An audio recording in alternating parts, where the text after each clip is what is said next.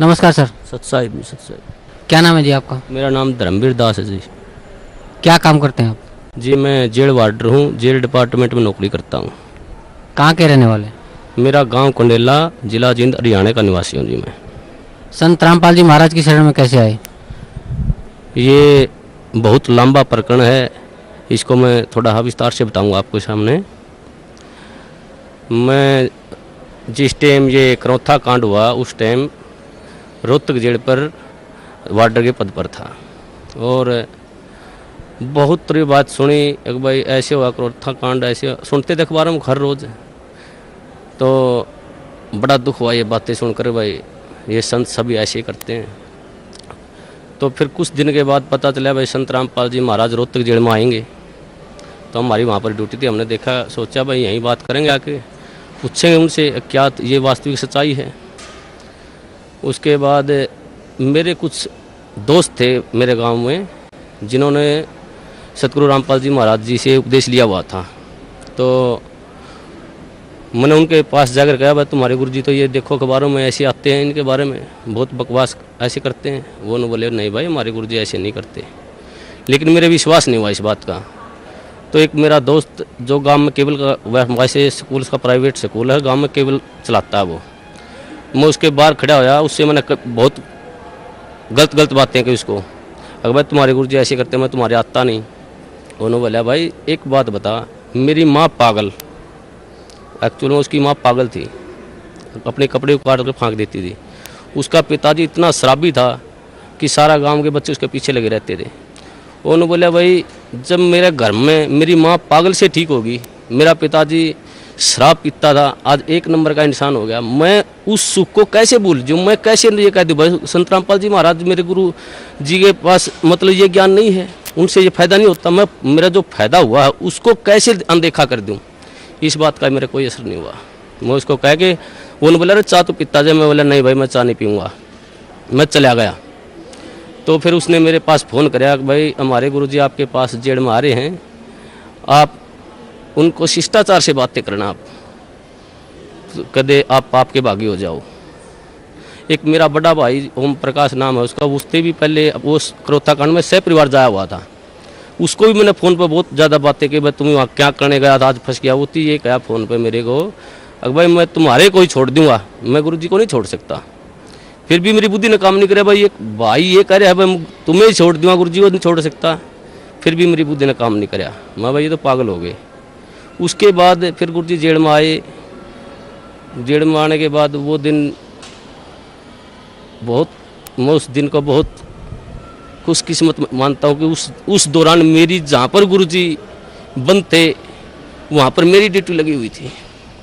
तो गुरुजी आए, जैसे आके वहाँ बार के अंदर लेट के शाम को, तो हमने ये सोचा भाई गुरुजी अब आए हैं, रिमांड से आए हैं, अब तो इनको आराम करते, सुबह बातें करेंगे। जब ही सुबह ड्यूटी फिर मेरे ड्यूटी वहीं लगनी थी, वहीं परमानेंट ड्यूटी होती थी एक महीने के लिए, मेरी वहीं ड्यूटी थी। उसके बाद गुरुजी यूँ से सुबह जैसे ही गुरुजी को मैंने नज़दीक ही गया, गुरुजियों ने मेरे से पूछ लिया अक भाई हवलदार कौन से गांव का है तू? माँ जी मैं कंडेला गांव का। गुरुजियों ने कहा भाई कंडेले के तो बहुत भगत हैं मेरे। माँ जी हाँ बहुत भगत हैं। हाँ गुरुजी संत रामपाल जी महाराज ने मेरे ही बड़े भाई का नाम ले दिया, एक ओम प्रकाश है भाई मेरा कंडेला का बहुत बढ़िया भगत है। देखो कितनी अखबार में कितनी सुनने के कारण मैं अपने भाई को मना कर दिया कि मैं नहीं जानता। इतना बुरा प्रचार सुनने के बाद मैंने अपने भाई को भी खुद मारा, माँ जा भाई मैंने ये कह दिया जी मैं नहीं जानता उसको। गुरुजी ने कहा भाई जान या ना जान मेरा भक्त है वो। माँ जी ठीक। गुरुजी ने मेरे को बिठाया, सृष्टि रचना सुनाई। मेरे को सृष्टि रचना सुनाने के बाद गुरुजी ने कहा बेटा ये बिल्कुल सत्य है जो सृष्टि रचना मैंने तेरे को सुनाई, इसको आपने ऐसे लगेगा जैसे ये मनगढ़ंत कहानी है। तो मैंने सृष्टि रचना सुनने के बाद मेरी ड्यूटी ऑफ हो गई, मैं चला गया। उसके बाद मैं संपर्क में, जैसे ही ड्यूटी होती हमारे गुरुजी में संपर्क में चला जाता, मैं वहाँ बैरक पे चला जाता और पूछता रहता। एक दिन मैंने वैसे पूछा गुरुजी आपके जो भगत हैं ये आपको परमात्मा मानते हैं? तो बोले भाई हाँ जी परमात्मा मानते बेटा मेरे को। माँ जी नहीं मानते परमात्मा, क्योंकि मेरे अंदर तो अड़ंगा भरा हुआ था, मैं 2 कौड़ी का इंसान। तो उन्होंने बोले क्या बात है बेटा? माँ जी जब आप भगवान मान लिए तो फिर उल्टा कदम क्यों रखना? वो फिर डर क्यों रहे हैं, हम तो सामने आना चाहिए। हमारे गुरु जी ने कहा बेटा कोई बात नहीं, अब थोड़े डर रहे हैं वो सामने भी आएंगे।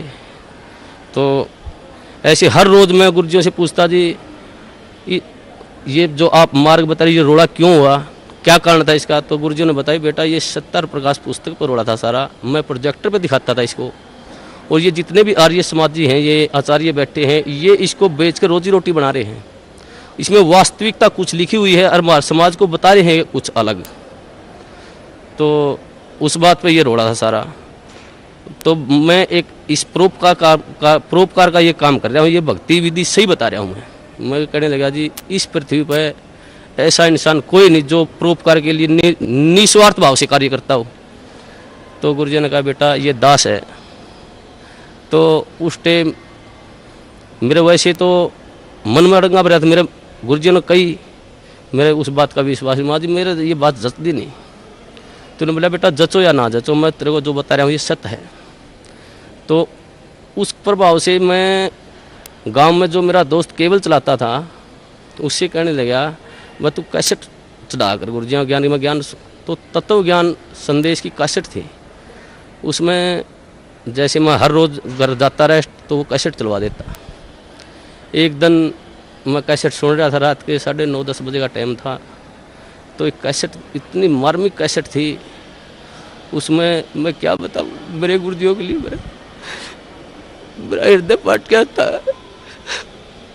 वो परमात्मा सतगुरुदेव उन्होंने कहा कि इस दास की जीभ कट जाए अगर झूठ बोलता हो तो मैं इस परोपकार समाज के लिए ज्ञान छुड़ा रहा हूँ। तो गुरुजियों ने वो ज्ञान सुना, मेरे भीतर में लगी वह बात, भाई ये संत ये कह रहे हैं कि दास की जीभ कट जाए, अब मैं कोई स्वार्थ नहीं मेरा। तो मेरे वह बात भीतर में लगी। उस दौरान फिर मैंने वो बात गुरुजियों से कही, माँ गुरुजी ऐसे ऐसे कैसेट सुनी आपकी, बहुत निर्मल ज्ञान है। फिर मेरा जो भीतर अड़ंगा भरा हुआ था वो बार बार फिर वो वापिस हटा देता था उस ज्ञान को। एक दिन रात को 2 बजे मेरी ड्यूटी थी, मैं गुरुजियों के पास गया तो गुरुजियों ने फिर बिठा के मेरे को कहा बेटा ऐसी भक्ति करनी चाहिए परमात्मा की। तो गुरुजियों ने जो सुनाया सारी भक्ति बताने के बाद कहा बेटा आज तेरे कुछ समझ में बात। मेरे मुंह से ऑटोमेटिक, वैसे मैं कहना भी नहीं चाह रहा था मेरे से, यार जी आप बिल्कुल सत्य है, आपका ज्ञान बिल्कुल सत्य है, मैं ही ऐसा पापी हूँ जो मेरे अंदर नहीं समाया ये ज्ञान। तो हमारे गुरुजी ने कहा बेटा अब समाएगा ये ज्ञान तेरे अंदर, अब समाएगा। उस दिन से मेरे अंदर वो ज्ञान बिल्कुल भीतर समाने, जो गुरुजी कहते सारा समाने लग गया। एक दिन जैसे ही गुरुजी ऐसे घूम रहे थे, मैं भी वहाँ पर बैठा, जब लोग मैंने उपदेश नहीं दिया था, मैं वैसे ज्ञान सुनता था मैं। तो एक भक्त ने एक जैसे मुलाजिम आया, वो मेरे साथ का साथी, उसने आते ही गुरुजियों से कहा, हंसते हुए कहा अगर जी आपको तो मिट्टी में मिला दिया। हमारे गुरुजी ने कहा हाँ बेटा मिट्टी में मिला दिया भाई। लेकिन ऐसा उदाहरण दिया हमारे गुरुजियों ने एकदम से सटीक, भाई जमींदार 40 किलो अन्न मिट्टी में मिलाता है, 70 मन उठा के ले जाता है वहाँ से। वैसे तो इस पृथ्वी पर संत आता वो जेड़ मारना नहीं चाहिए वैसे तो, लेकिन इस संत को, इस दास को याद कराया करेंगे कि उन दुष्ट आचार्यों ने अपनी रोजी रोटी के लिए ऐसे संत को जिसकी आंखों में बिठाकर पूजा करनी चाहिए उसको जेल में डलवा दिया। ऐसा मार्ग जो पृथ्वी पर संत जलापा जी महाराज जी चला रहे थे, उस मार्ग को लगभग 2.5 वर्ष के लिए बंद करवा दिया। ऐसा मार्ग, ये परमात्मा ऐसा गुरुजियों से वहाँ देखता, जो गुरुजियों पर आरोप लगाए गए, ऐसे आरोप इंसान पागल होकर मर जाए, ये तो समर्थ परमात्मा है। इन्होंने तो वहाँ पर इतनी भी शकीन नहीं थी इनके, हर बार ऐसा निर्मल ज्ञान, ऐसा प्यारा ज्ञान। फिर उसके बाद हम गुरुजियों से मैं कहता हूँ गुरुजी नाम उपदेश दो दास को। तो मेरे गुरुजियों ने मेरे को मना कर दिया कि बेटा अभी नहीं, आप और थोड़ा समझो ज्ञान को, और थोड़ा ज्ञान को समझो, उसके बाद लेना ज्ञान आप उपदेश। मैं घर जाता कैसेट चलवा लेता, मेरे जो दोस्त था उससे भाई कैसेट चला गुरुजियों की, वो कैसेट मैं सुनता रहता। तो जैसे मेरी भक्तमती थी, मेरी घरवाली थी, वो मैं बाहर जाता तो ऑफ कर देती चैनल को, दूसरा लगा। मैं कहता जी आप इसको बंद मत करो, ये मैं सुनता हूँ, आपने नहीं सुनना तो आप आराम से वो करो। तो मैं हर रोज़ सुनने लगा गुरुजियों का ज्ञान, तो वो मेरे भीतर समाता गया। उसके पश्चात कई बार गुरुजियों से वहाँ पर जेल के अंदर, जैसे मैं गुरुजियों से बताता गुरुजी आपके ये सत्संग सुना मैंने, तो गुरुजी फिर दोबारा बताते मेरे को। तो ऐसे होते होते लगभग 6 महीने चले गए और 1 साल से ऊपर लगभग 1.5 साल गुजर गया। फिर मैंने मेरी ड्यूटी प्रशासन ने मेरे को क्या कराया कि ये तो संत रामपाल जी को मिलने जाता है, इसकी ड्यूटी बाहर लगा दो जेल से। मेरी ड्यूटी बाहर लगा दी गई। बाहर लगाने के बाद अंदर मेरे को जाने नहीं दें, ज्ञान और नाम उपदेश मेरे को मिला नहीं। एक दिन वैसे गुरुजी सोमवार का दिन था, 24 अगस्त को 2 बजे गुरुजी मुलाकात पर आए हुए थे। उन्होंने आने के बाद मैं जैसे ही मौका लगा कर डोडी में चला गया और मैंने ऐसे गुरुजियों की तरफ ऐसे आदर भाव से प्रणाम किया। गुरुजी ने इशारा कर दिया मेरी तरफ, बेटा इधर आ जाए। मैं चला गया। जाते ही परमात्मा ने, सतगुरुदेव रामपाल जी महाराज ने मेरे को नाम उपदेश दिया और कहा बेटा बाहर जल और मिश्री ले लेना, भक्तों को कह देना। वो दिन है, मेरे को उस दिन से ऐसे नाम उपदेश मिला। तो हमारे नाम उपदेश लेने के पश्चात जो प्रशासन था, जेल प्रशासन, सभी मुलाजिम, सुप्रिटेंडेंट, सभी हमारे खिलाफ 2-4 और दोस्त थे मेरे साथ, कई और दोस्त थे जिन्होंने साथ में नाम लिया था। तो प्रशासन खिलाफ हो गया। उन्होंने एक दिन हमारे को बुलाया और कहा भाई आप वर्दी में लेटते हो, यहाँ उस रामपाल के चरणों में पड़ते हो, आप यहाँ पर सारा प्रशासन ये महसूस करते हैं, बेइज्जती महसूस करते हैं। हमने कहा जी परमात्मा की बातें हैं, हम तो कौन कहने वाले हैं। परमात्मा ने की दास है, सतगुरुदेव रामपाल जी महाराज की दास है। मैंने जेल सुप्रिटेंडेंट को कहा जी आप जिस वक्त ड्यूटी पर आते हो आप परमात्मा को मानते हो? तो वो कहने लगे जी मैं मानता हूँ। उस सुप्रिटेंडेंट को मैंने कहा जी आप जब घर से आ रहे हो तो रास्ता मंदिर पड़ता हो तो आप वहाँ झुको नहीं गए, उसके प्रणाम नहीं करोगे? जी बोले भाई मैं करके आऊँगा प्रणाम। तो मैंने कहा जी हमारे तो परमात्मा सतगुरु रामपाल जी महाराज, मंदिर भी हमारे, तो ये सब कुछ है जी, हम नहीं रुक सकते जी, हम प्रणाम करेंगे ही करेंगे। आप हमारे को सस्पेंड करो, डिसमिस करो, कुछ भी करो। तो वो बोले भाई ठीक है, तुम नहीं मानते तो करते रहो। तो ऐसे ही सारा प्रशासन का ये सिस्टम चलता रहा जी। उसके पश्चात जिस टाइम ये क्रोथा कांड हुआ, उसके पश्चात जब ये क्रोथा कांड हुआ था, हमारे पास डीसी ऑफिस से और एसपी ऑफिस से 2-4 मुलाजिम आते थे जेल पर, वहाँ पर पुलिस के। तो हम उनसे पूछते थे भाई वहाँ पर क्रोथा कांड ऐसे हुआ, आप वहाँ थे, मौजूद थे वहाँ पर? वो कहते थे भाई हम वहाँ पर मौजूद थे, ये बातें सारी सच्चाई हैं। तो ऐसे वो हमारे को बता करते कि दोस्तों साथ में उठते बैठते खाते पीते थे वहाँ पर। फिर जब हमें ज्ञान हुआ, गुरुजियों ने बताया भाई ये सौदा अलग था, सत्यार प्रकाश का रोड़ा था, सच्चाई ये है। तो फिर हम उसे बहस करने लगे, भाई तुम वहाँ बताओ वहाँ पर ऐसे हुआ था और ये गुरुजी बता रहे हैं ऐसे, सच्चाई है ये। तो एक दिन मैं उनसे ऐसे बहस कर रहा था, भाई तुम झूठ बोलते हो। फिर एक मुलाजिम ने मेरे को बताया, बोला भाई सत्य है, हम उस टाइम झूठ बोलिया कर दे, ये सच्चाई नहीं, सच्चाई जो तुम बता रहा है ये है सत्य। जब मन में आए परमात्मा, ए सतगुरुदेव ऐसे जुल्म ढाए उन दुष्टों ने, फिर भी समाज, फिर भी देखो कितने झूठ, एक दोहरा रोटी खाने वाला आदमी झूठ बोल रहा है, झूठ बोलिया कर दे एक भ्रमत करने के लिए। तो उस दिन से फिर वहाँ से फिर पक्की दिल में जच की भाई ये सारा जो समाज है झूठ है, गुरुजी जो कह रहे हैं वो बिल्कुल सत्य है। उसके पश्चात हम गुरुजियों के साथ रहते थे, जाते थे, प्रणाम करते थे। प्रशासन हमारे खिलाफ हो गया, प्रशासन ने हमारी ट्रांसफ़र करवा दिया अम्बाड़ा, भाई तुम अम्बाड़ा चले जाओ कहने लगे वो। तो उससे हमारा ट्रांसफ़र होने से पहले की बात है, जैसे हम गुरुजियों से मिलते थे, जो प्यार होता है गुरुजी हमारे को, एक जैसे मेरे नाम उपदेश ले रहे, मेरे मन में आता था मैं गुरुजियों के पास जाता, मैं मैंने नाम उपदेश लिया, जैसे गया मैं, मेरे मन में आई कि भाई इतना अपने कभी पिता के पाँव नहीं पकड़े, आप इसके पास पाँव कैसे पकड़ोगे? मैं जैसे ही बार के नज़दीक गया मैं वापस चला गया। दूसरी बार फिर मेरे मन में प्रेरणा हुई, अगर भाई संत हैं तू मानता क्यों नहीं, पाँव पकड़ ले जाके। फिर गेट पर गया, फिर वापस चला गया। तीसरी बार फिर मेरे मन में आई, अगर भाई तू जाता ही क्यों वहाँ पर, अगर जाओ तो पाँव पकड़ ले गुरुजियों के। तो मैं जैसे ही गेट में बढ़िया, गुरुजी खड़े थे वहाँ सामने, इंतजार कर रहे थे, वो तो जाने जाने परमात्मा। उन्होंने जैसे ही मैंने गुरुजियों के चरण का हाथ लगाया, उन्होंने मेरे को छाती का लगा लिया ऐसे।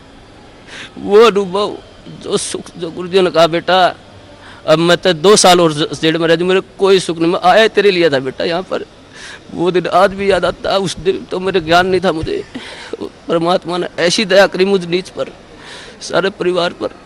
मेरे को, मेरी शादी को भी कई वर्ष हो गए थे, कोई औलाद नहीं थी मेरे। तो गुरुजियों ने, मैंने प्रार्थना की, गुरुजी ऐसे ऐसे हमारे संतान ने, गुरुजियों ने कहा बेटा तुम दोनों नाम ले लो जब तुम्हारे संतान होगी, और तुम्हारे भाग्य में संतान नहीं है, परमात्मा खुद अपने कोटे से संतान देंगे तेरे को। तो उस दिन फिर भगतमती, मेरी भगतमती को भी मैंने कहा भाई ये परमात्मा आए हुए हैं, पूर्ण संत हैं, ये ज्ञान सुनो आप।